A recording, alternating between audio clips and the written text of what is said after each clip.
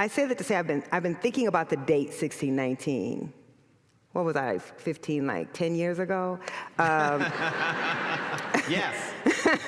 For, 2/3 of my life. And also doing work that was going further and further back in time, because understanding that so much about America could be explained by that decision in 1619 to engage in African slavery, and yet most Americans didn't know the date 1619.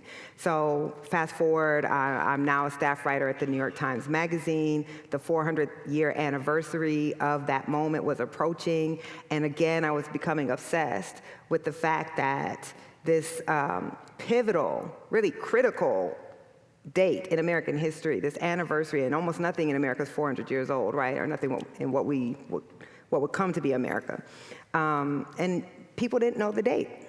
So I just got this idea that I wanted to pitch a project that wasn't about what happened a long time ago, that looked and would show people that you could look all across American life and see the remnants of slavery, that the legacy of slavery was with us every day, whether we acknowledged it or not.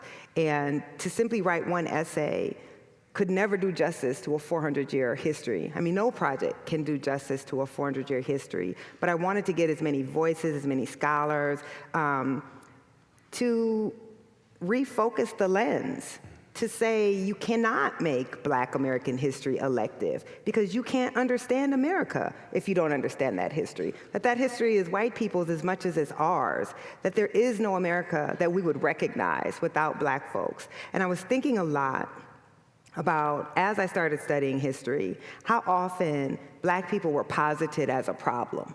Right? That during the revolutionary period, we were an internal enemy. That if you Google the Negro problem or Black people, you will find endless studies that are trying to understand what is wrong with Black people. And I wanted to invert that and to say there's actually nothing wrong with Black folks, that no one has been more ardently American, no one has believed in the ideals of the Declaration, which wasn't even a liberty document, it was a succession document. But Black people read that opening stanza in that Declaration and said, if you write these words, they must apply to us too. And how might we think differently about Black folks and America if we understood Black people as quintessentially American, whatever that means, good or bad, as you can be? Now, when I pitched the project, did I know it would become what it would become? No. In fact, I had sleepless nights thinking no one would read it, because who wants to read, besides me, tens of thousands of words on slavery?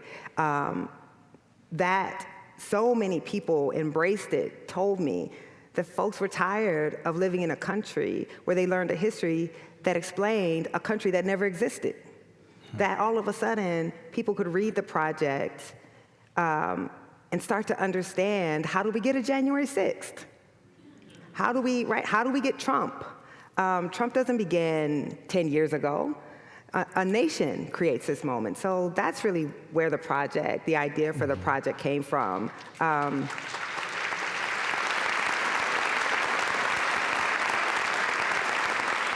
the last thing I'll quickly add, I began the essay with a story about my dad and the American flag, which I didn't even intend to write about my dad. I didn't think it was actually appropriate to write the opening essay for this project and talk about my own family. But I understood, as I was researching, why did Black people stay in America after the Civil War, right? Why didn't we leave when Lincoln and others, were trying to get us to leave this country? Why would we stay in a country where we are a tiny minority, and this is a country that enslaved us for our first 250 years and had to fight the deadliest war in history to free us? And I began to understand that my quest to understand that was really my quest to understand my father, to understand how a Black man born in apartheid Mississippi would fly a flag proudly in his front yard when the American project ultimately took his life.